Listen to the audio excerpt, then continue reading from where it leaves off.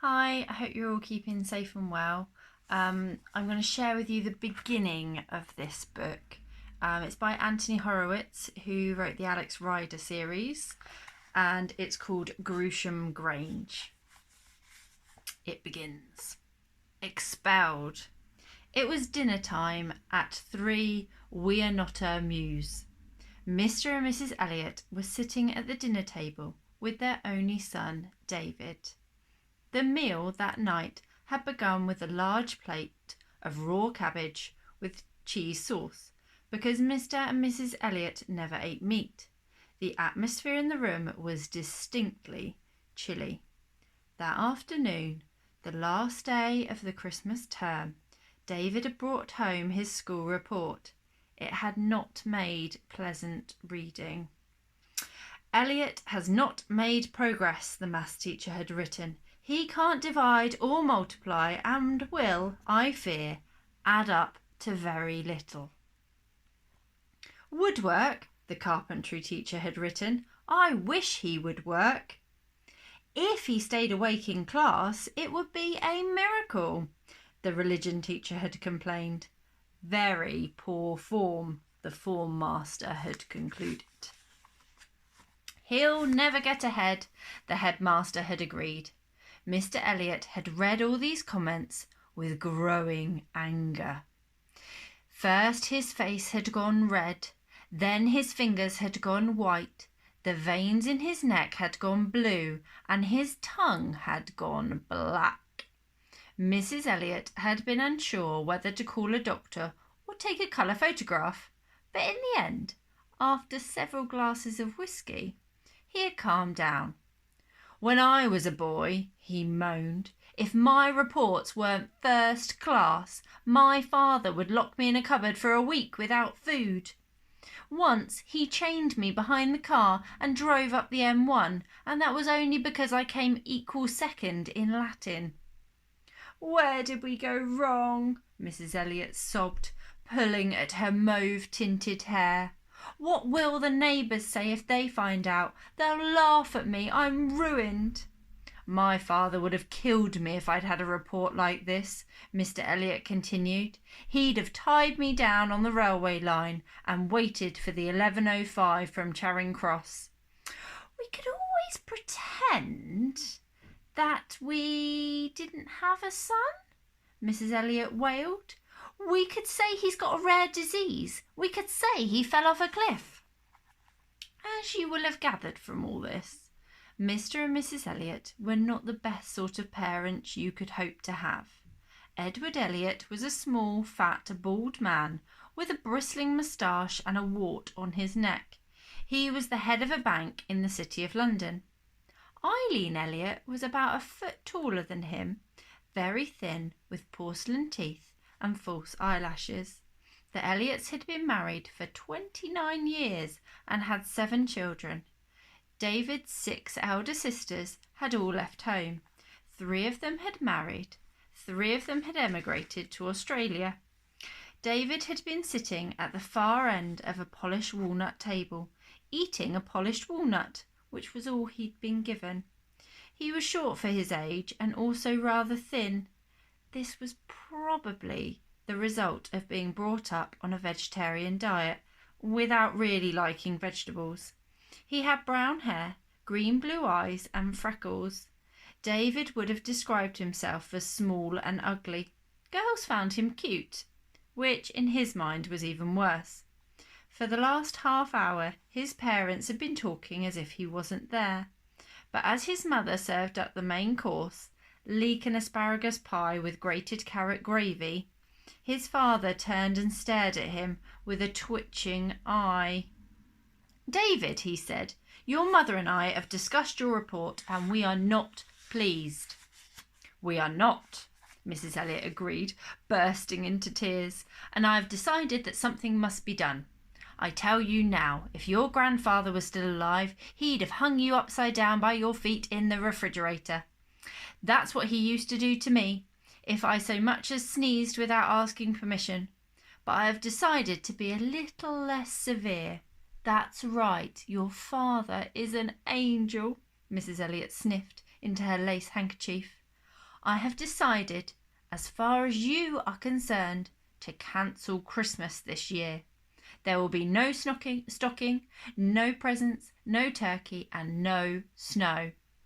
"No snow?" Mrs. Elliott queried. "Not in our garden. If any falls, I shall have it removed. I have already torn December the 25th out of my diary. This family will go from December the 24th to December the 26th. However, we shall have 2 December the 27th to make up for it." "I don't understand," Mrs. Elliott said. "Don't interrupt, my precious," Mr. Elliott said, hitting her with a spoon. "If it weren't for your mother," he went on, "I would also give you a sound beating. If you ask me, there's not enough caning in this house. I was caned every day when I was a child, and it never did me any harm." "It did do you a bit of harm," Mrs. Elliott muttered in a low voice. "Nonsense!" Mr. Elliott pushed himself away from the table in his electric wheelchair. "It made me the man I am." "But, darling, you can't walk." "A small price to pay for perfect manners." He turned the motor on and rolled towards David with a soft, wheezy noise. "Well," he demanded, "what have you got to say?" David took a deep breath.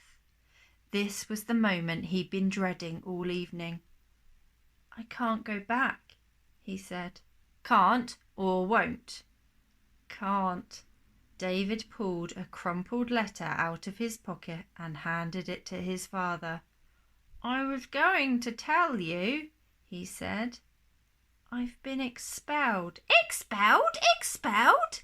Edward Elliott sank into his wheelchair. His hand accidentally struck the controls and he shot backwards into the roaring flames in the fireplace. Meanwhile, Eileen Elliott, who had been about to take a sip of wine, uttered a strangled shriek and spit the whole glass down her dress. "I didn't like it there anyway," David said. He wouldn't normally have dared to mention it, but he was in so much trouble already that a little more could hardly hurt. "Didn't like it?" his father screamed, pouring a jug of water over himself to put out the fire. "Beeton College is the best public school in the country. All the best people go to Beeton. Your grandfather went to Beeton. Your great-grandfather went to Beeton. Twice he liked it so much. And you sit there and tell me—" His hand found the carving knife, and he might have thrown it at his only son had Mrs. Elliott not thrown herself onto him first, taking 6 inches of stainless steel into her chest. "Why didn't you like it?" he rasped as she slid in a heap on the carpet. David swallowed. He'd already marked the door out of the corner of his eye. If things got really bad, he might have to make a dash for the bedroom. "I thought it was silly," he said. "I didn't like having to say good morning to the teachers in Latin. I didn't like cleaning other boys' boots and wearing a top hat and tails and having to eat standing on one leg just because I was under 13. I didn't like not having any girls there. I thought that was weird. And I didn't like all the stupid rules. When I was expelled, they cut my tie in half and painted my jacket yellow in front of the whole school." "But that's tradition," Mr. Elliott screeched. "That's what public schools are all about. I loved it at Beeton. It didn't bother me that there were no girls. When I married your mother, I didn't even know she was a girl. It took me 10 years to find out." He reached down and plucked the carving knife out of Mrs. Elliott, then used it to tear open the letter. He read: "Dear Mr. Elliott, I very much regret to have to tell you that I've been forced to expel your son, David, for constant and wilful socialism. Yours sincerely, the headmaster." "What does it say?" Mrs. Elliott moaned as she slowly picked herself up from the floor. "Socialism?" In 2 trembling hands, Mr. Elliott was holding the letter, which suddenly separated as he tore it in half, his elbow catching his wife in the eye. "I don't want to go to public school," David said miserably. "I want to go to an ordinary school with ordinary people and—" It was as far as he got. His father had pushed the controls of the wheelchair to fast forward, and he was even now hurtling towards him with the carving knife, while his mother, screamed in pain. It seemed that he had just driven over her. David made a bolt for the door, reaching it, and slammed it shut behind him. If I'd talked to my father like that, he'd have made me drink a gallon of petrol, and then... That was all he heard. He reached his bedroom and threw himself on the bed.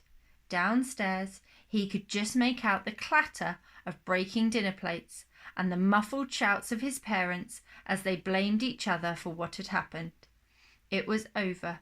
It hadn't even been as bad as he'd expected. But lying alone in the gloom of his bedroom, David couldn't help wondering if there wasn't worse to come. So, that was by Anthony Horowitz. He's written lots of fantastic books, so definitely worth looking up. And that was the beginning of Groosham Grange. Okay, take care. Bye.